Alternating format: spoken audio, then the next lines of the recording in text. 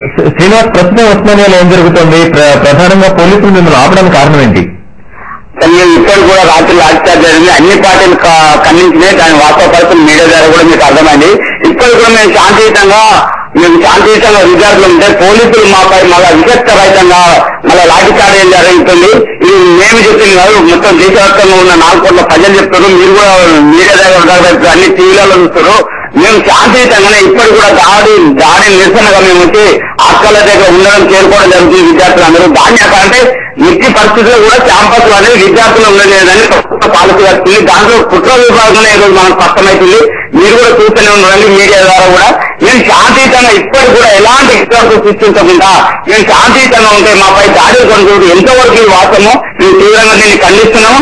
ఎట్టి పరిస్థితుల్లో అమ్మ డిమాండ్ ఏదైతుందో శ్రీకృష్ణ కమిషన్ రద్దు చేసి ఖచ్చితంగా తెలంగాణ వచ్చాక వరకు మేము ఉద్యమం అపరాధులు విద్యార్థిగా స్పష్టం చేస్తున్నాం. అదేవిధంగా రాజకీయ నాయకులకు కూడా మరోసారి విద్యార్థి చేస్తున్నాం.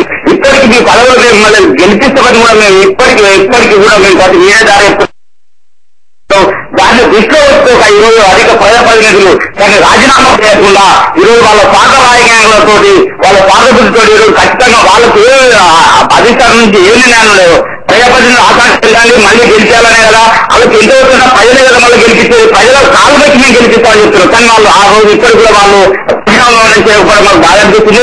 ఎట్టి పరిస్థితులలో ఎన్ని లాఠీచార్జ్ చేసినా ఎన్ని ఇబ్బందులైనా తెలంగాణ వచ్చేంత వరకు మేము ఉద్యమం ఆపము.